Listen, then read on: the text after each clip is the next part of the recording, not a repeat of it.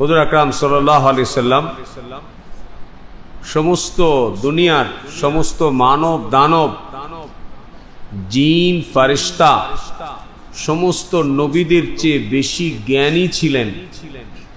সমস্ত মখলুকুল মখলুকাতের চেয়ে বেশি জ্ঞানী ছিলেন। কোন নবী আমাদের নবীর চেয়ে বেশি ইলম রাখতেন না, কোন ফেরেশতাও আমাদের নবীর চেয়ে বেশি ইলম রাখতেন না।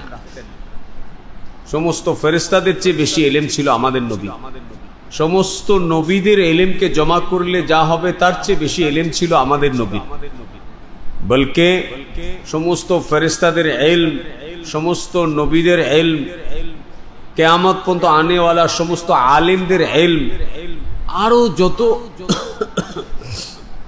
মানুষ আছে, সাধারণ মানুষ আছে, অন্যান্য মখলুকাতের যত মালুমাত আর ইলম আছে, সব যদি এক জায়গায় করা হয় তো সবার ইলম হবে এক ফোঁটা বরাবর। আর হুজুর আকরাম সাল্লাল্লাহু আলাইহি সাল্লামের ইলম হবে সমুদ্র বরাবর। হুজুর সাল্লাল্লাহু আলাইহি সাল্লাম এত বড় ইলম ওয়ালা ছিলেন। এক সমুদ্রের মধ্যে যদি একটা আঙ্গুল চুবানো হয় তো আঙ্গুলের মাথায় এক ফোঁটা পানি ওঠে না? ওই এক ফোঁটা হলো সবার ইলম, আর পুরা সমুদ্র হলো মুহাম্মদুর রাসূলুল্লাহ সাল্লাল্লাহু আলাইহি সাল্লামের ইলম। কিন্তু আল্লাহ পাক হিকমতের কারণে হুজুর আকরাম সাল্লাল্লাহু আলাইহি সাল্লামকে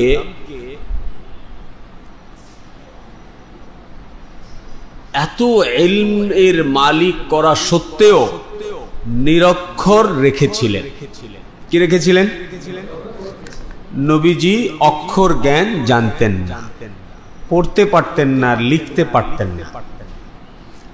এটা নবীজির বিশেষত্ব ছিল, যেন কাফেররা এই দাবি করতে না পারে যে মুহাম্মদ সাল্লাল্লাহু আলাইহি ওয়াসাল্লাম যে কোরআন এর কথা বলেন এটা আসলে আল্লাহর কালাম না, এটা উনি নিজে নিজে বানাইছেন, উনি নিজেই একটা জিনিস লেখা দিছে। তো নবী তো লিখতেই জানে না। নবী এই কারণে আল্লাহ নবীকে কি রাখছেন? নিরক্ষর, উম্মি। উম্মি বলা হয় কাকে? যিনি অক্ষর জ্ঞান জানেন না।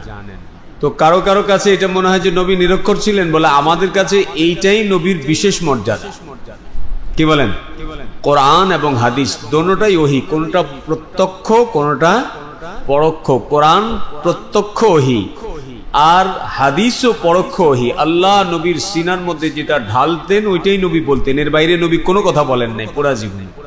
এই জন্য হাদিস গুলো সব ওহী, পরোক্ষ ওহী বলা হয়। হ্যাঁ,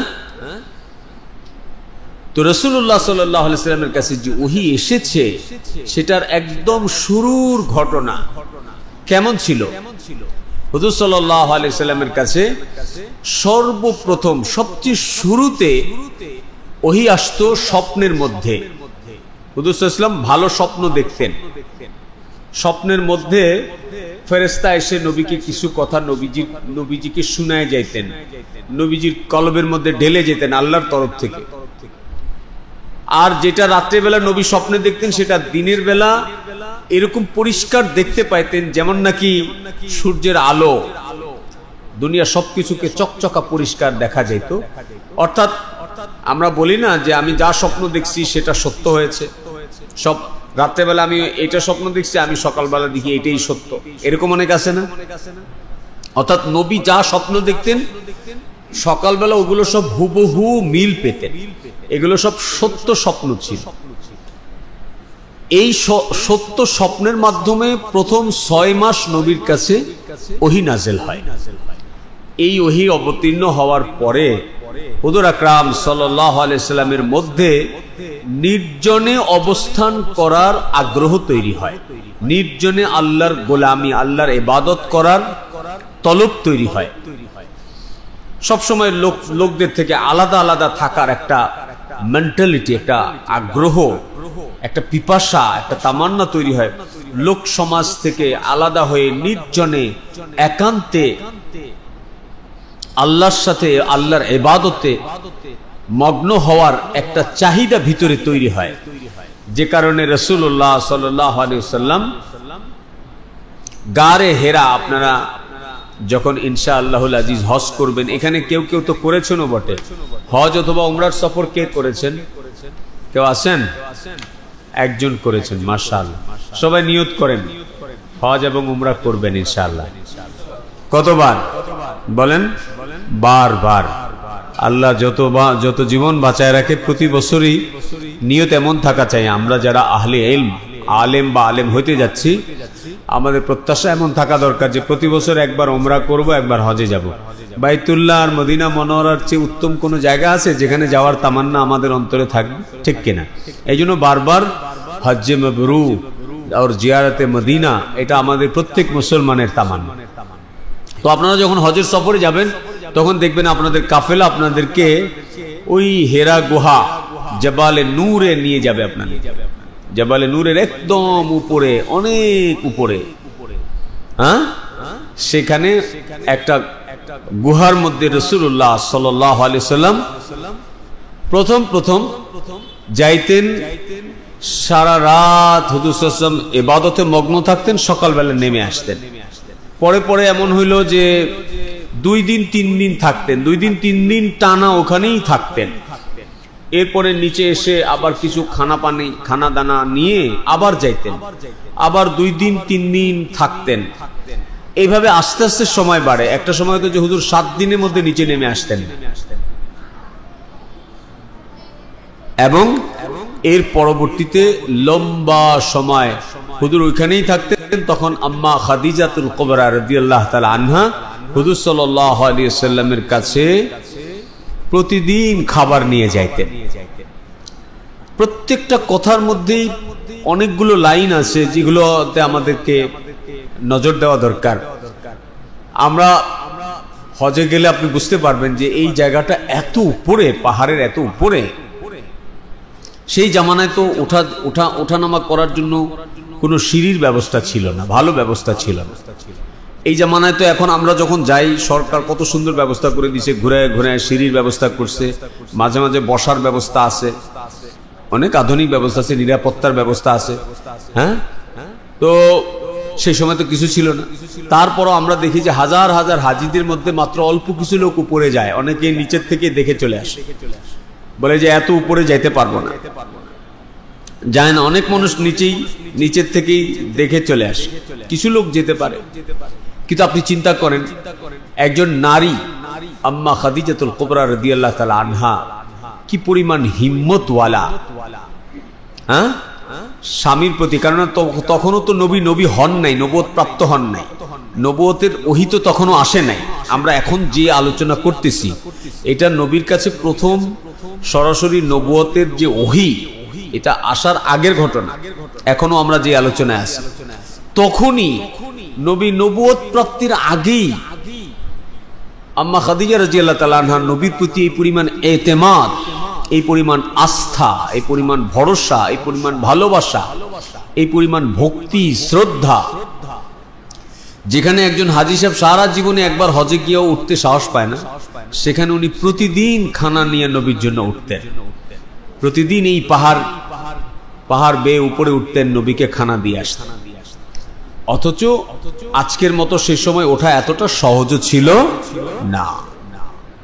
ওই গুহার মধ্যে রাসূলুল্লাহ সাল্লাল্লাহু আলাইহি সাল্লাম ধ্যানে মগ্ন থাকতেন, আর আম্মা খাদিজা রাদিয়াল্লাহু তাআলা আনহা তাকে সেখানে খানা দিয়ে আসতেন।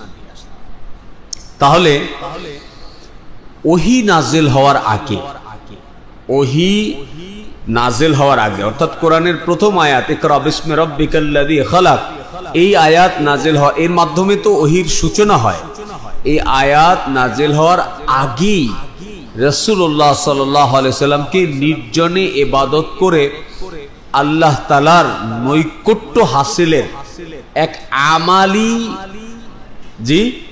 মশক নবীজি পুরো উম্মতের সামনে তুলে ধরছেন।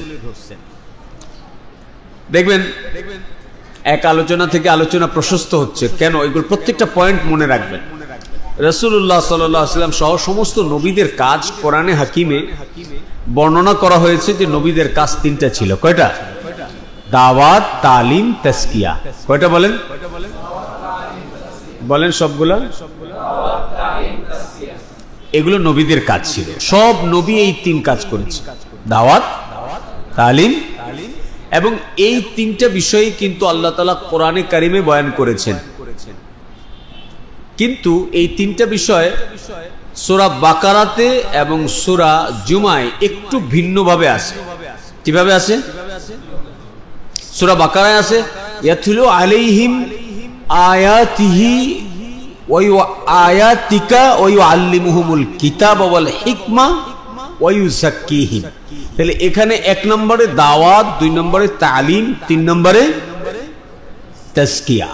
কিন্তু সূরা জুমায় গিয়ে দেখেন আবার একটু চেঞ্জ আছে, 3টা কথায় আছে একটু চেঞ্জ করে। ইয়াতলু আলাইহিম আয়াতিহি, আগে ছিল আয়াতিকা। যখন আয়াতিকা বলেছে তখন ওই আল্লিমুহুমুল কিতাবা ওয়াল হিকমা 2 নম্বরে চলে আসছে। কিন্তু যখন ইয়াতলু আলাইহিম আয়াতিহি বলছেন তখন ওই ইউযাক্কিহিম 2 নম্বরে নিয়ে আসছে এবং ওই আল্লিমুহুমুল কিতাবা ওয়াল হিকমা 3 নম্বরে চলে গেছে।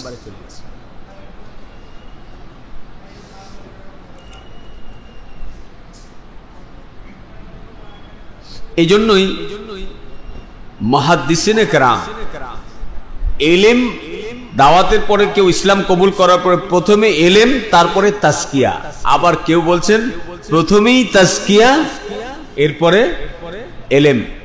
আপনারা আমার কথা বুঝতেছেন? যারা প্রথমে তাজকিয়া পরে ইলমের কথা বলেন তারা নিজেদের দলিল হিসেবে নবীজির নবুয়ত প্রাপ্তির আগের এই বছরগুলোকে দলিল হিসেবে পেশ করেন যে নবীও আল্লাহর কাছ থেকে কিতাব নাজেল, কিতাব প্রাপ্তির আগে নির্জনে ইবাদত করে আল্লাহ পাকের কুরব হাসিল করেছেন, আল্লাহ পাকের নৈকট্য হাসিল করেছেন, একা একা নির্জনে ইবাদতের মাধ্যমে জি আল্লাহ পাকের ভালোবাসায় নিজেকে সিক্ত করেছেন। এটা তাদের কাছে একটা প্রমাণ। তো আমরা যেখানে ছিলাম নবীজি সাল্লাল্লাহু আলাইহি সাল্লাম এখানে নির্জনে গাড়ে হেরায় ইবাদত করেন আর আম্মা খাদিজা রাদিয়াল্লাহু তাআলা আনহা হুজুর সাল্লাল্লাহু আলাইহি সাল্লামকে এখানে খাবার দিয়ে যান। ইতিমধ্যে একদিন কি হলো, ওই দিন আসলো যেদিন হুজুর সাল্লাল্লাহু আলাইহি সাল্লাম প্রথম যে ওহী প্রাপ্ত হলেন। সর্বপ্রথম হযরত জিবরাইল আলাইহিস সালাতু ওয়াস সালামকে হুজুর আকরাম সাল্লাল্লাহু আলাইহি সাল্লাম দেখতে পেলেন এবং যেহেতু এর আগে কখনোই হুজুর সাল্লাল্লাহু আলাইহি সাল্লাম জিবরাইল আমিনকে দেখেন নাই, এই জন্য নবী বললে নবী নিজেই বয়ান করতেছেন যে আমি ভয় পেলাম। কি পেলাম? আপনার হাদিস পড়ার সময় শুনেছেন না, সামনেও আমরা আগে বাড়বো। তো হুজুর বলেন যে আমি ভয় পেয়ে গেলাম এবং তিনি একজন আগন্তুক অর্থাৎ জিবরাইল আলাইহিস সালাতু ওয়াস সালাম তিনি আমাকে বললেন ইকরা, পড়ো। কিন্তু আমি কি বললাম? আমি পড়তে পারি না, কারণ নবীজি তো নিরক্ষর ছিলেন, নবী পড়তে পারতেন না। এই জন্য উনি বললেন যে আমি পড়তে পারি না। তো হযরত জিবরাইল আলাইহিস সালাতু ওয়াস সালাম নিজের সিনার সাথে হুজুর সাল্লাল্লাহু আলাইহি ওয়াসাল্লামকে এত জোরে চাপ দিলেন, হুজুর বলেন যে আমি আমার নিজের ব্যাপারে আশঙ্কা করলাম, অর্থাৎ আমি প্রচন্ড কষ্ট পেলাম। ছেড়ে দিয়ে বললেন যে পড়ো। নবী আবার বললেন যে আমি পড়তে পারি, আমি পড়তে পারি, আমি পড়তে পারি। জিবরাইল আমিন আবার তাকে সিনার মধ্যে নিয়ে চাপ দিলেন। এরকম 3 বার হলো। কয়বার হলো? তার মানে মাশায়েখে কেরাম তার শিষ্যদেরকে খেলাফত দেওয়ার আগে বা বিভিন্ন সময় বিভিন্ন হালাতের সময় যে সিনার মধ্যে নিয়ে চাপ দেন, এর এক ঐতিহাসিক ব্যাকগ্রাউন্ড আছে। হ্যাঁ, খামখাই দেন না, এর একটা তাসিরও আছে। হযরত মা ইলিয়াস সাহেব রাহমাতুল্লাহ আলাইহির মালফুজাতের মধ্যে আছে, দ্বীনি দাওয়াতের মধ্যে আছে যে ওনার ইন্তেকালের আগে হযরত ইউসুফ মাওলানা ইউসুফ হযরতি মাওলানা ইউসুফ সাহেব রাহমাতুল্লাহ আলাইহিকে উনি ওনার সিনার সাথে ধরে চাপ দিয়েছিলেন, বলে ইউসুফ আমি চলে গেলাম, হুজুর আকরাম সাল্লাল্লাহু আলাইহি ওয়াসাল্লামের এই কাম তুমি সামলাইবে, এই ধরনের কিছু একটা। এরকম সমস্ত মাশায়েখরাই ওনাদের খলিফাদেরকে শিষ্যদেরকে এরকম জি চাপ দিতেন। যদিও এটা যেহেতু তখনও শরীয়তের কোনো বিধান নাজেল হয় না, এই জন্য কোনো ফকিহগণ এটাকে জরুরি শরীয়তের কোনো বিধান হিসেবে গ্রহণ করেন নাই। কিন্তু একেবারে দুর্বলভাবে এটাকে আপনি অস্বীকারও করতে পারবেন না, কারণ নিছক যদি কোনো কিছুই এর তাৎপর্য না থাকতো তাহলে কেন দিবে, কেন জিবরাইল আমিন হুজুর সাল্লাল্লাহু আলাইহি ওয়াসাল্লামকে চাপ দিবেন? যারা এর পক্ষের লোক তারা এই ব্যাপারে এটাকে দলিল হিসেবে গ্রহণ করেন। কিন্তু এখানে যেহেতু শরীয়তের কোনো বিধানের কোনো সাংঘর্ষিক বিষয় নাই, এই জন্য মুহাক্কিক এবং মুফতি সাহেবান এই ব্যাপারে খুব শক্ত নিষেধাজ্ঞাও করছেন না, আবার এটাকে খুব জরুরি এমন কোনো বিষয় হিসেবেও বয়ান করেন না। আমাদের মন মানসিকতা এরকম প্রশস্ত থাকতে হবে। কিন্তু এরপরে তৃতীয়বারের পরে যখন হযরত জিবরাইল আমিন বললেন ইকরা বিসমি রাব্বিকাল্লাযী খালাক, কোন মুহাদ্দিস লিখছেন যে যখন ইকরা শব্দের সাথে রবের নাম যোগ হয়েছে, ইকরা বিসমি রাব্বিকাল্লাযী খালাক, তখন আল্লাহ তাআলা হুজুর আকরাম সাল্লাল্লাহু আলাইহি ওয়াসাল্লাম সিনাকে খুলে দিয়েছেন এবং হুজুর সাল্লাল্লাহু আলাইহি ওয়াসাল্লাম হযরত জিবরাইল আমিনের সাথে এতটুকুকে পড়েছেন। এবং প্রথম দিনের সাক্ষাতে হুজুর আকরাম সাল্লাল্লাহু আলাইহি ওয়াসাল্লামের সাথে এতটুকুই হয়েছে, পুরো আয়াতটুকু পড়েছেন এক রুকু। প্রথম যে রুকু আছে ইকরা বিসমি রাব্বিকাল্লাযী খালাক খালাকাল ইনসানা মিন আলাক, এই পুরো রুকুটুকু শুধু পুরো সূরা না, শুধু প্রথম রুকু প্রথম দিন নাজেল হয়। এরপরে হুজুর আকরাম সাল্লাল্লাহু আলাইহি ওয়াসাল্লামকে ছেড়ে হযরত জিবরাইল আমিন চলে যান। হুজুর সাল্লাল্লাহু আলাইহি ওয়াসাল্লাম ভীত, অত্যন্ত ভীত সন্ত্রস্ত হয়ে পড়েন, হুজুরের শরীর কাঁপতে থাকে। এই অবস্থায় হুজুর সাল্লাল্লাহু আলাইহি ওয়াসাল্লাম বাড়ি চলে আসেন। এসে আম্মা খাদিজা রাদিয়াল্লাহু তাআলা আনহাকে বলেন যে তুমি আমাকে কম্বল দিয়ে জড়ায় ধরো, জাম্বিলুনি, হ্যাঁ তুমি আমাকে কম্বল দিয়ে জড়ায় রাখো, কম্বল দিয়ে জড়ায় রাখো। খাদিজা আমি নিজের ব্যাপারে আশঙ্কা করছি, অর্থাৎ হুজুর সাল্লাল্লাহু আলাইহি ওয়াসাল্লাম এক প্রচন্ড ভয়ের সময় যেরকম করে একটা মানুষ সেরকম। তো আম্মা খাদিজা রাদিয়াল্লাহু তাআলা আনহা হুজুর সাল্লাল্লাহু আলাইহি ওয়াসাল্লামকে সান্ত্বনা দিয়ে বললেন যে কাল্লা, আপনি একদম ভয় পাবেন না, কখনোই নয়, কেননা আপনি অসহায়কে সহযোগিতা করেন, বিধবা নারীদের খেদমত করেন, হ্যাঁ যারা অভাবী তাদেরকে আপনি দান সদকা করেন, ভালো ভালো কাজ হুজুর সাল্লাল্লাহু আলাইহি ওয়াসাল্লাম যা কিছু করতেন সেগুলোকে তুলে ধরলেন নবীর সামনে, যে আপনি তো এই সমস্ত সৎ কাজ করেন, আল্লাহ আপনাকে কখনো হালাক করবে না, আপনার কোনো ক্ষতি হয় এমন কিছু আল্লাহ তাআলা কখনোই করবে না। এখান থেকে কিন্তু আমরা দুইটা জিনিস পেলাম, একটা হচ্ছে নবীকে এখানে সান্ত্বনা দেওয়া হলো, আর একটা হলো আপনারা যারা এখন দারুল হাদিসে পড়ছেন, সামনে আপনারা বিবাহ শাদী করবেন, প্রাসঙ্গিক এসে গেলে আমি আলোচনা না করে কি করব? বিবাহ করার সময় খাদিজার মতো কাউকে আল্লাহর কাছে এখনো চান, বয়সে এবং বিবাহিত, বয়স্ক হইতে হবে এবং বিবাহিত হইতে হবে, এইটা যদি আপনারা নাও দোয়া করেন, হ্যাঁ, কিন্তু সিফাতে যেন আপনার বিবি খাদিজা রাদিয়াল্লাহু তাআলা আনহার মতো হয়, এটা দোয়া করেন। আমিন বলছেন? হ্যাঁ, কারণ দেখেন যখন ঘরের স্ত্রী বলে যে কোনো চিন্তা নাই, আমি আছি আপনার পাশে, তখন একটা পুরুষের মাথার উপর থেকে বোঝা চলে যায়। যত অভাব থাকুক, যত বিপদ সংকুল অবস্থায় হোক, আল্লাহ এইভাবেই মানুষকে, পুরুষদেরকে তৈরি করেছে, নারী এবং পুরুষকে। একজন পুরুষ যেমন নারীর উপরে ছায়া, একজন পুরুষের জন্য তার স্ত্রী হলো তার হিম্মত, তার সাহস। দুজনের একজন ছাড়া যে কোনো একজন অসহায়, অসম্পূর্ণ, কাউকে ছাড়া কেউ চলতে পারবে না। একজন নারী ছাড়া একজন পুরুষের জীবন অনর্থক, অর্ধেক, আর একজন পুরুষ ছাড়া একজন নারীর জীবন অর্থহীন, অসম্পূর্ণ। আল্লাহ তাআলা হযরত আদম আলাইহিস সালামকে সৃষ্টি করে জান্নাতের মধ্যে রেখেছেন। জান্নাতের বাগ ও বাগিচা, স্বর্ণ রূপার বালাখানা, জান্নাতি খাবার, জান্নাতি পোশাক, জান্নাতি গহনা সব আছে।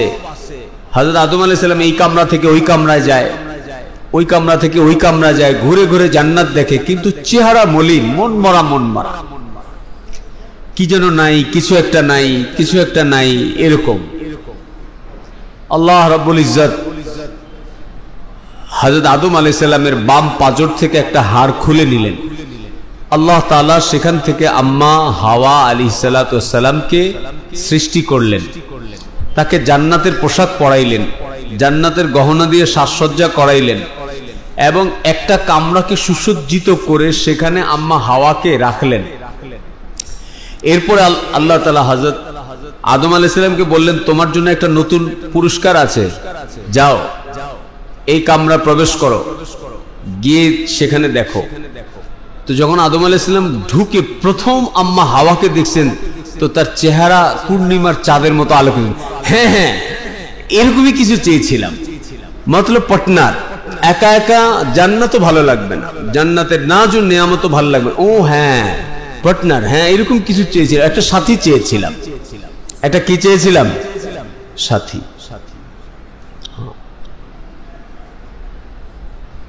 দেখবেন একজন গরিব মানুষ,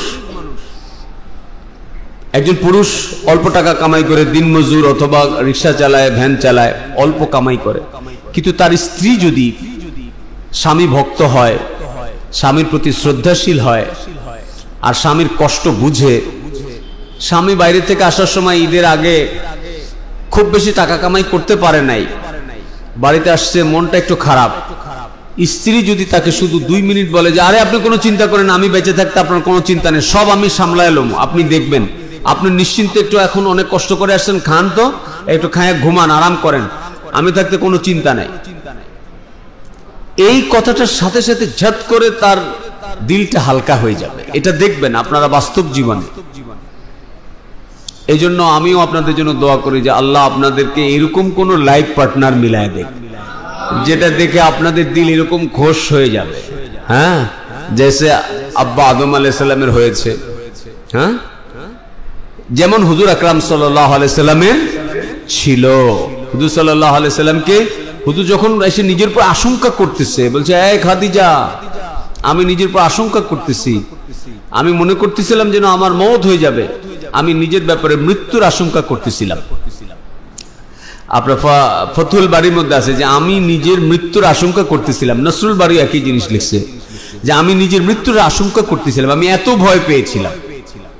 কিন্তু ওই সময় ওই ভীত সন্ত্রস্ত অবস্থায় নবীজি সাল্লাল্লাহু আলাইহি সাল্লামকে সান্ত্বনা দিচ্ছেন কে? নবীর স্ত্রী।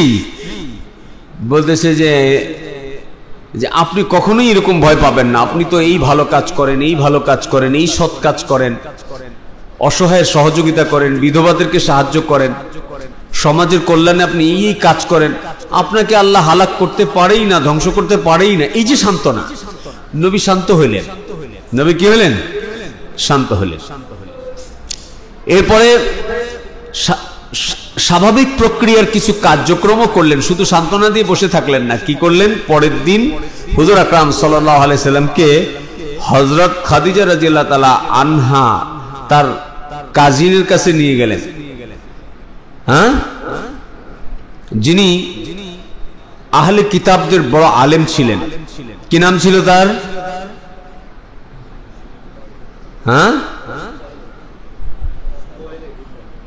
দেখো কেউ পড়েন নাই, এবারও কেউ পড়েন নাই। আপনাদের তো কথা ছিল আমি যে হাদিস পড়াবো এই হাদিসের, হ্যাঁ, কেউ পারতেছে না। ওরাকা ইবনে নওফেল, কি নাম ছিল? উনি খাদিজা রাদিয়াল্লাহু তাআলা আনহার কে হইতেন? হ্যাঁ, ফুফাতো ভাই ছিলেন। উনি আহলে কিতাবদের বিজ্ঞ পণ্ডিত ছিলেন। গিয়া হুজুর আকরাম সাল্লাল্লাহু আলাইহি সাল্লামের এই পুরা বৃত্তান্ত বিবরণ হুজুর সাল্লাল্লাহু আলাইহি সাল্লামের এই সব কিছু শুনাইলেন। তখন ওরাকা ইবনে নওফল হুজুর আকরাম সাল্লাল্লাহু আলাইহি সাল্লাম এবং খাদিজা রাদিয়াল্লাহু তাআলা আনহাকে সান্ত্বনা দিয়ে বলেন যে আরে আমি ওনাকে চিনি, উনি সেই ব্যক্তি যিনি এইভাবেই হযরতে ঈসা ইবনে মারইয়ামের সাথেও দেখা করেছিলেন। তখন ওরাকা ইবনে নওফল খাদিজা রাদিয়াল্লাহু তাআলা আনহাকে সান্ত্বনা দিয়ে বললেন যে এই ব্যক্তি শেষ জামানার পয়গম্বর, ইনি মুহাম্মদ, ইনি মুহাম্মদ। এবং উনি আরো বেশ কিছু ভবিষ্যৎবাণী বলে দিলেন যে আফসোস, তোমার জাতি তোমার বিরুদ্ধে হয়ে যাবে। যারা আজকে তোমাকে সবাই পছন্দ করে, ভালোবাসে, মহব্বত করে, বিশ্বাস করে, এরা সবাই তোমার দুশমন হয়ে যাবে এবং তোমার জাতি তোমাকে তোমার দেশ ত্যাগ করতে বাধ্য করবে। এসব ভবিষ্যৎবাণী করে দিলেন। আফসোস, সেই দিন যদি আমি বেঁচে থাকতাম তাহলে আমি তোমার সাহায্যকারী হইতাম। হ্যাঁ, উনি পূর্ববর্তী আসমানি কিতাব থেকে পড়ে এই সব ভবিষ্যৎবাণী করে দিলেন। হুজুর আকরাম সাল্লাল্লাহু আলাইহি সাল্লাম এরপরে প্রায় 3 বছর কোনো ওহী আসে নাই। কেউ কেউ বর্ণনা করছেন যে এরপরে প্রায় 3 বছর কোনো কি আসে নাই, কোনো ওহী আসে নাই। 3 বছরের মধ্যে হুজুর আকরাম সাল্লাল্লাহু আলাইহি সাল্লাম ইনফেরাদি কালেমার দাওয়াত দেওয়া শুরু করেছেন। এই লোকেরা, তোমরা ভূতের পূজা ছাড়ো। একলা একলা হুজুর সাল্লাল্লাহু আলাইহি সাল্লাম এক একজনের বাড়িতে বাড়িতে যাইতেন আর গোপনে গোপনে লোকদেরকে এই যে হুজুর সাল্লাল্লাহু আলাইহি সাল্লাম যা কিছু দেখেছেন এগুলো সব শুনাইতেন। তখনও কিন্তু আল্লাহর তরফ থেকে দাওয়াত দেওয়ার হুকুম আসে নাই, কিন্তু নবীজি নিজের থেকে ব্যক্তিগতভাবে দাওয়াত দিতে থাকতেন। 3 বছর পরে হাদিসের শেষ অংশে আসছে যে আমি একদিন দাঁড়িয়েছিলাম, হঠাৎ দেখলাম আসমান ও জমিনের মাঝখানে ওই ফেরেশতা। আমি ভয় পেয়ে গেলাম, তারে দেখেই আমি চিনতে পারলাম যে গাড়ে হেরায় যাকে দেখছিলাম ইনি তিনি। আবার এসে খাদিজা রাদিয়াল্লাহু তাআলা আনহাকে বললেন, জাম্বেলুনি, আমাকে আবার কম্বল দিয়ে জড়ায় রাখো। হুজুর সাল্লাল্লাহু আলাইহি ওয়াসাল্লামের শরীরে জ্বর এসে গেল। হুজুর সাল্লাল্লাহু আলাইহি ওয়াসাল্লাম কম্বল জড়ায় ঘরে শুয়ে আছেন। এই 3 বছর পরে আবার ওই জিবরাইল যে মাঝখানে সাক্ষাৎ করছেন এমনি এমনি না, ওহী নিয়ে আসছেন। সূরা মুদ্দাসসিরের প্রথম 3টা আয়াত হুজুর সাল্লাল্লাহু আলাইহি ওয়াসাল্লাম শুয়েছিলেন। আয়াতগুলো প্রথম থেকে যদি আপনারা তেলাওয়াত করেন, ইয়া আইয়ুহাল মুদ্দাসসির কুম ফাআনযির ওয়া রাব্বাকা ফাকাব্বির ওয়া সিয়াবাকা ফাতাহহির, এই পর্যন্ত। অর্থাৎ হুজুর সাল্লাল্লাহু আলাইহি ওয়াসাল্লাম কি অবস্থায় ছিলেন? কম্বল জড়ায়া শুয়েছিলেন। তো ইয়া আইয়ুহাল মুদ্দাসসির, মুদ্দাসসির মানে কি? কম্বল আবৃত বা বস্ত্রাবৃত, যেটাই বলেন। হুজুর যেহেতু কম্বল জড়ায় শুয়েছিলেন, এই জন্য ওই অবস্থায় হে কম্বল আবৃত, কুম মানে কি? দাঁড়াও। দাঁড়াও মানে শুয়েছিলেন, সেই জায়গা থেকে উঠাইলেন। ফাআনযির, যাও লোকদেরকে সতর্ক করো।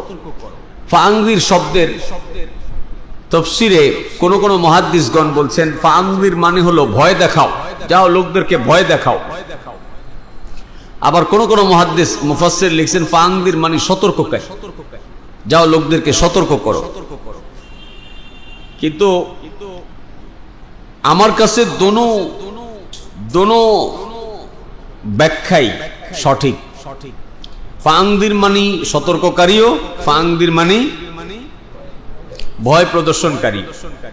কেননা শুধু আমার কাছে নয়, মুফাসসিরিনগণ শেষে এই দোনো বিষয়ের ব্যাপারে একমত হয়েছেন যে আসলে এখানে ফাআনযির মানে ভয় দেখানো যা মুরাদ হবে, আর সতর্ক করাও তাই মুরাদ হবে। যেমন ফাআনযির যদি এখানে নবীর এই আয়াতের অর্থ ভয় দেখানো হয়, তো নবী ভয় দেখান কিসের? এই লোকেরা, তোমরা আল্লাহর নাফরমানি করো না, তাহলে জাহান্নামে যাবে। তো এইখানে ভয় দেখাইলেন কিসের? জাহান্নামের। কিন্তু এই ভয় দেখানোটাই তো সতর্ক করা হয়ে গেছে, হয়েছে কিনা বলেন? ভয় দেখানো, আপনার পিছনে আমার কথা শুনতে পাচ্ছেন? ভয় দেখানো 2 রকমের। কয় রকমের? আদনান না, হ্যাঁ, নাহিয়ান, ইয়া আম্মান হ্যাঁ। আমার পাও এই যে অবশ হয়ে গেছে, আর সেও নামাজের সুরত ছেড়ে দিছে। কোথায় ছিলাম? ভয় দেখানো 2 রকম। কয় রকম? রিদওয়ান দুই রকম, একটা হলো দুশমনের ভয় দেখানো, আর একটা হলো আপনজনের ভয় দেখানো। বুঝেন নাই? দুই এলাকার মাস্তান, এই এলাকায় কিছু মাস্তান সন্ত্রাসী আছে, চাঁদাবাজ আছে, যারা এই এলাকায় অস্ত্র নিয়ে মহড়া দেয়, সন্ত্রাসী করে, এরকম আছে না?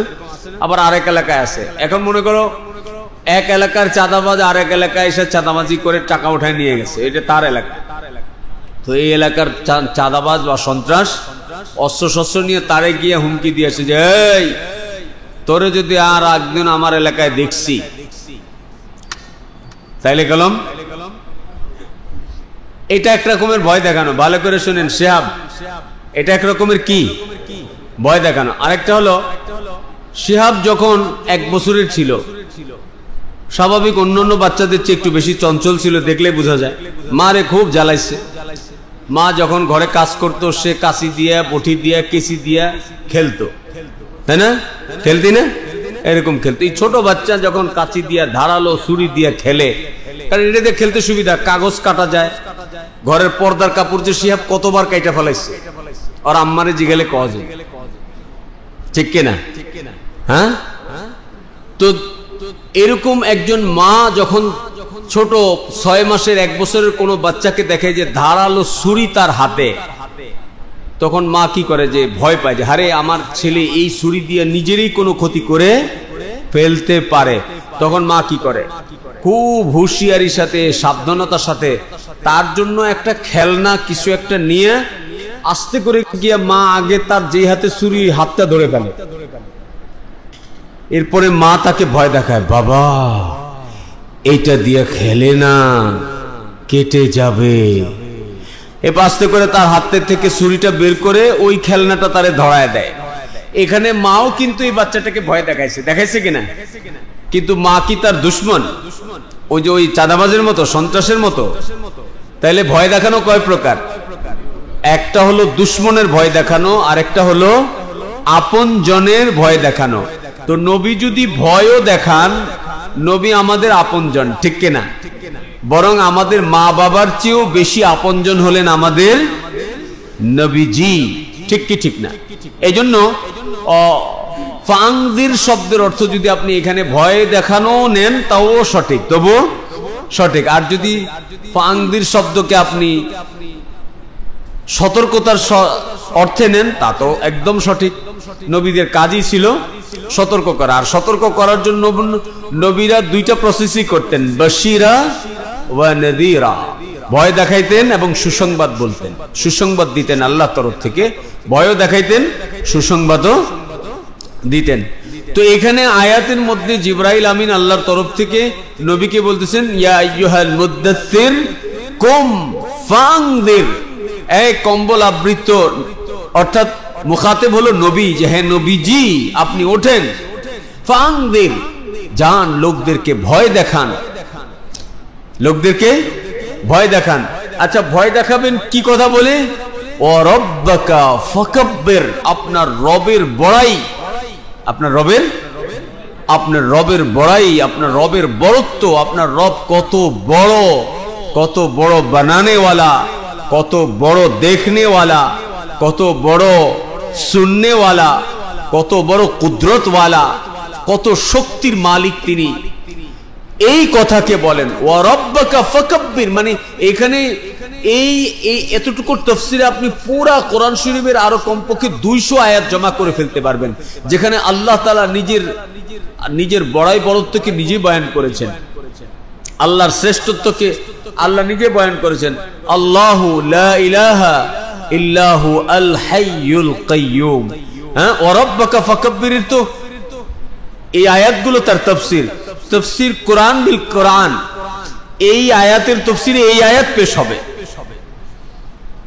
এই আয়াতের তাফসীরে এই আয়াত পেশ হবে। ওয়া রাব্বাকা ফাকাব্বির, রবের তাকাব্বুরি, রবের বড়াই, রবের বড়ত্ব। তো তিনি যে কত বড় বানানেওয়ালা, এগুলোও তো রবের বড়াই। হুয়াল আউয়ালু ওয়াল আখিরু ওয়াল যাহিরু ওয়াল বাতিনু ওয়া হুয়া বিকুল্লি শাইইন আলীম। হুয়াল আউয়াল ফালাইসা ক্বাবলা শাই, তিনি সর্বপ্রথম, তার আগে আর কিছু নাই। ওয়াল আখিরু ফালাইসা বা'দা শাই, তিনি সবার শেষ, তারপরে আর কিছু নাই। ওয়াল যাহিরু ফালাইসা ফাওকা শাই, তিনি প্রকাশ্য, তার উপরে আর কোনো কিছু নাই। ওয়াল বাতিনু ফালাইসা দুনা শাই, তিনি সবচেয়ে গোপন, তার চেয়ে বেশি গোপনীয় আর কিছু। তাইলে আর কোনো কিছু বাকি থাকলো? এইগুলো তো কোরআনের আয়াত, এই সবগুলো আয়াত, এই আয়াতের তাফসীর। ওয়া রাব্বাকা ফাকাব্বির। আলাম নাজআলিল আরদা মিহাদা ওয়াল জিবালা আওতাদা ওয়া খালাকনাকুম আজওয়াজা ওয়া জাআলনা নাওমাকুম সুবাতা ওয়া জাআলনাল লাইলা লিবাসা ওয়া জাআলনান নাহারা মাআশা ওয়া বানাইনা ফাওকাকুম সাবআন শিদাদা ওয়া জাআলনা সিরাজা ওয়া হাজা ওয়া আনজালনা মিনাল মুসারাতি মাআন সাজ্জাজা লিনুখরিজা বিহি হাব্বা ওয়া নাবাতা। এই পুরাটা ওয়া রাব্বাকা ফাকাব্বিরের তাফসীর। তাবারাকাল্লাযী বিয়াদিহিল মুলক ওয়া হুয়া আলা কুল্লি শাইইন কাদির আল্লাযী খালাকাল মাউতা ওয়াল হায়াতা লিয়াবলুয়াকুম আইয়ুকুম আহসানু আমালা আল্লাযী খালাকাস সাবআ সামাওয়াতিন তিবাকা মা তারা ফি খালকির রহমান। এগুলো সব ওয়া রাব্বাকা ফাকাব্বির এর তাফসীর। ওয়া রাব্বাকা ফাকাব্বির। ইদা শামসু কুব্বিরাত ইদা সামাউ ফাতারাত ওয়া ইদাল কাওয়াকিবু ইনতাসারাত, এগুলো সব ওয়া রাব্বাকা ফাকাব্বির এর তাফসীর। এগুলো সব বলেন কত বড় আপনার রব, কত বড় বানানেওয়ালা, আবার কত বড় ধ্বংস করনেওয়ালা। ইদা জুলজিলাতিল আরদু জিলজালাহা ইদা ওয়াকাআতিল ওয়াকিয়া, বলেন এগুলো মানুষকে। ওয়া রাব্বাকা ফাকাব্বির, এগুলো আপনার রবের তাকাব্বুরি, এগুলো আপনার রবের বড়াই, এগুলো বলেন মানুষকে গিয়ে। এই নির্দেশ দেওয়া হলো। এরপরে কি? ওয়া রাব্বাকা ফাকাব্বির, তারপরে ওয়া সিয়াবাকা ফাতাহির। এইটুক কথা না বলে তো শেষ করতে পারছি না। ওয়া সিয়াবাকা ফাতাহির। আল্লাহু আকবার। নবী, আপনি আপনার কাপড়কে, আপনার পোশাককে, আপনার পোশাককে আপনি কি রাখেন? পাক পবিত্র রাখেন। এখন পোশাকও দুই প্রকারের, পবিত্রতাও দুই প্রকারের। ও বাবারা, পোশাক কয় প্রকারের আর পবিত্রতা কয় প্রকারের? পোশাক একটা হলো যেগুলো আমরা সুতা দিয়ে বানাইছি, যেগুলো গায়ে জড়ায় আছি। হ্যাঁ, ভালো করে শুনেন, মনোযোগ দিয়ে শুনেন। এই যে আমরা যেগুলো পড়ছি, লাল, নীল, সাদা, মোটা, পাতলা, যেগুলো আমরা পড়ছি, এগুলো পোশাক। কি বলেন? বলে আপনার এই জামাটা তো খুব ভারী সুন্দর, কালারও অনেক সুন্দর, দেখতেও মোলায়েম। এটা হচ্ছে আমাদের পোশাক। তোমার এই পোশাক খুবই সুন্দর, মাশাআল্লাহ। পোশাক, এটা একটা পোশাক। আরেকটা পোশাক হলো অদৃশ্য পোশাক, বাতিনি পোশাক। কি পোশাক? চিনেন আপনারা সেটা? শুনেন তাহলে, আমার দিকে তাকা, শুনেন সেই পোশাকটা কি। যেমন আমাদের মাদ্রাসার একটা ছাত্র আম্মান কোন জায়গাতে হেঁটে গেল, ভালো করে বুঝবেন, হেঁটে গেল। যখন উনি চলে গেছে, এক জায়গায় বসা 10 জন মুখ বসে এর ব্যাপারে বলল, আরে মানুষের বাচ্চা, ওর আব্বা যেমন আল্লাহওয়ালা লোক, ও খুব পরহেজগার। এই যে এত মানুষের সাথে খুব মিশুক, নরম কথা বলে, খুব ইবাদত গুজার, তার আখলাক চরিত্র ভালো, কারোর সাথে ঝগড়া ফাসাদে নাই। মানে এই যে তার অনুপস্থিতিতে লোকেরা তার প্রশংসা করলো, এটাই তার পোশাক। এটা তার কি? আবার একটা স্কুলের অথবা রাস্তার একটা ছাত্র বা একটা ছেলে হেঁটে গেল, লোক বলে এটা একটা সিটার, এটা বাটপার, এটা ধোঁকাবাজ, এটা গাঁজাখোর, এটা কি হিরঞ্চি, এটা চোর, এটা অবাধ্য, মা বাবার কথা শোনে না। হ্যাঁ, মানে এই যে আপনার অনুপস্থিতিতে, একজন মানুষের অনুপস্থিতিতে যে যে কথাটা মানুষ তার ব্যাপারে আলোচনা করে এইটাই তার একটা পোশাক। একজন মানুষকে দেখলে খুব আল্লাহ আল্লাহ, আরেকজন বলে এটা সিটার। একজন সে দেখে বলছে এটা খুব ভালো মানুষ, আমানতদার মানুষ, আরে এই ধোঁকাবাজ, এইটা তার পোশাক। তাহলে এখানে আল্লাহ এই নির্দেশ কার বলেন? বলেন আল্লাহ আয়াত নাজিল করছেন, তাহলে নির্দেশ কার? আল্লাহ নবীকে নির্দেশ দিতেছেন, নবী আপনি আপনার পোশাককে পাক সাফ রাখেন। নবীর পোশাক পাক সাফ ছিল না? না ছিল। লোকেরা নবী হওয়ার আগে সাদেকুল আমিন, কাফেররা, মক্কার কাফেররা নবীকে এই দুই উপাধি দিয়ে রাখছেন, সত্যবাদী এবং আমানতদার। আপনি মাদ্রাসার ছাত্র, ওই ইলম শিখার জন্য আসছেন, যে ইলম নবীর কাছে আমরা যেখানে আলোচনায় আছি কেবল নাজিল হইতেছে। সুতরাং আপনাকে ওই প্রিপারেশন নিতে হবে, ওই সিফাতের অধিকারী হইতে হবে যেই গুণাবলী, যেই বৈশিষ্ট্য, যেই সিফাত নবীজির ভিতরে ছিল, সত্যবাদিতা, আমানতদারিতা। কোন আপনার মা বাবা, আপনার আত্মীয় স্বজন, আপনার ওস্তাদরা কেউ যেন আপনার ব্যাপারে এই কথা না বলে এই ছেলেটা অবাধ্য, এই ছেলেটা বেয়াদব, এই ছেলেটা কথা শোনে না, হুজুর তারে মানাইতে পারি না, সবারে মানাইছি, এইটা ভালো না। হ্যাঁ, যখন কোনো ছেলেবেলে অন্যায় করে এবং একের পর এক করতেই থাকে, তাকে নির্দেশ দিলেও সে অমান্য করতে থাকে, সতর্ক করার পর সতর্ক হয় না, তখন এই দোষটা আর তার কাছেই থাকে না, এই দোষটা তার মা বাবা পর্যন্ত চলে যায়। আপনারা জানেন এটা? যখন আপনাকে আপনার কোনো ওস্তাদ সতর্ক করেছে, বেটা তোমার এই ভুল হয়েছে, এটা আর করবা না, তুমি ঠিক হয়ে যাও, তো ওস্তাদরা আলোচনা করবে যে না, ভালো ঘরের সন্তান, মা বাবা অত্যন্ত ভালো, এই কারণে মা বাবা ভালো বলে ছেলেটাও ভালো, একটা ভুল হয়ে গেছিল কিন্তু সংশোধন করছি, ঠিক হয়ে গেছে। কিন্তু একটা ভুল হওয়ার পরেও যখন আপনাকে সংশোধন করা হয়, আপনি আবার সেই কাজ করেন, এটা যদি আপনি বারংবার দোহরাইতে থাকেন, তো আপনার অনুপস্থিতিতে আপনার শিক্ষকরাই আপনার ব্যাপারে, এটা মা বাবাও ভালো না, মা বাপ ভালো হইলে পোলা এরকম হয় নাকি? তাহলে আপনার দোষটা কিন্তু এখন আর আপনার পর্যন্ত সীমাবদ্ধ নয়, আপনার দোষের কারণে এবার আপনার মা বাপও কথা শুনতেছে। এরকম পোশাক আমরা কেউ পরতে চাই? এরকম পোশাক আমরা কেউ পরতে চাইবো না। এরকম পোশাক আমরা আগুনে জ্বালায় ফেলি।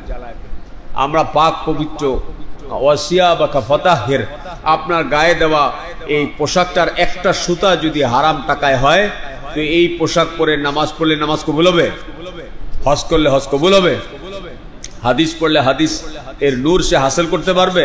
এই জন্য আমরা যে পোশাকগুলো পরবো, এই পোশাকগুলো যেন পাক সাফ পবিত্র টাকায় ক্রয় করা হয়, এবং এটাকে পরবো পবিত্র তরিকায়, মুহাম্মদুর রাসূলুল্লাহর পোশাক যেমন হইত, সুন্নতি পোশাক। আমাদের দেশের উলামায়ে কেরাম যেটা সুন্নতি পোশাক বলে সবাই পছন্দ করেন, সেটাই হলো সুন্নতি পোশাক। শরীয়তের বিধান এরকমই। আপনারা যখন উসুলুল ফিকহ শিখবেন তখন এটা বুঝতে পারবেন। তো এই সুন্নতি পোশাক পরবো এবং এটাকে পবিত্র ধুয়ে পরিষ্কার পরিচ্ছন্ন করে রাখবো, ঠিক আছে? নোংরা পোশাক পরে কেউ হাদিসের দর্শে বসবেন না, পাক সাফ।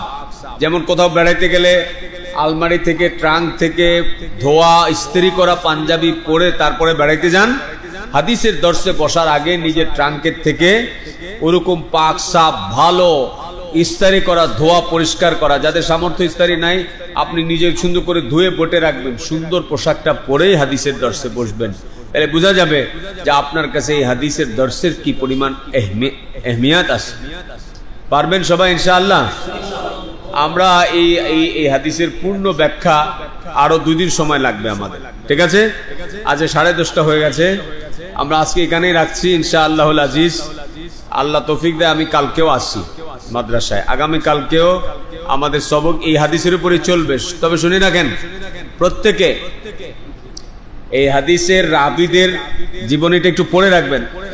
এই পাশে দেখেন, এই যে হাসিয়াতে বৃত্তান্ত লেখা আছে। আমি যা বলছি আমার মনে হয় প্রতিটা কথাই আপনারা এখানে পাবেন। হ্যাঁ, 2-1টা কথা হয়তো আমি কোরআন শরীফের অন্য জায়গা থেকে নিয়ে আসছি, তাই না? কিন্তু সব কথা এখানে লেখা আছে, আপনারা একটু মোতালাও করবেন। জোড়া জোড়া মিলাই দিব আমি কালকে, আবার নিজেরা মিলাই নেবেন। যার সাথে যার একটু সক্ষতা ভালো আছে, এর মধ্যে যারা কিতাব বুঝেন, পড়ে তর্জমা করে মজমাকে বুঝাইতে পারেন এমন দিয়ে জোড়াবেন নেব, ঠিক আছে? আরেকটা কথা বলে রাখি, আমরা সব জানি কোন ছাত্র এমন হইতেই পারে যে তার ইবারত পড়তে কষ্ট হয়, কিন্তু এই অবস্থাটা নিয়ে যেন আপনার বছর শেষ না হয়। এখন বছরের শুরুতে আপনার ইবারত পড়তে কষ্ট হইলেও এখন যদি আপনি একটু মনোযোগী হন এবং ঠিক মতো একটু পড়াশোনা করেন, তাহলে হয়তো বেশি থেকে বেশি 2 সপ্তাহ লাগবে, দেখবেন এরপরে আপনার কাছে ইবারত পড়া মুড়ি মাখা খাওয়ার চেয়ে বেশি মজার মনে হবে। কিরে ওমর ফারুক, পড়তে মনে চাইবে, আপনারা পড়তে না দিলে আপনার মন খারাপ লাগবে। কারণ হাদিসের চেয়ে মধু, হাদিসের চেয়ে বেশি মজাদার আর পৃথিবীতে কোনো সাহিত্য হইতে পারবে না, কিন্তু এই মুহাম্মদুর রাসূলুল্লাহ সাল্লাল্লাহু আলাইহি সাল্লামের মোবারক জবান থেকে বাহির হওয়া। দেখো না, মানুষ কবিতা লেখে, সেটা মজায় মজায় পড়ে। কবিতা পড়তে মজা পায় না? কবিতা পড়তে মজা পায়, গল্প পড়তে মজা পায়, কিন্তু এটা একটা মজা করে লিখছে। এই সবচেয়ে বেশি মজা আর মধু আল্লাহ তাআলা মুহাম্মদ রাসূলুল্লাহর জবানের কথার মধ্যে ঢেলে রাখছে। যার ওই সিনা আছে, আল্লাহ তার এই মজাও চাখার তৌফিক দান করবে।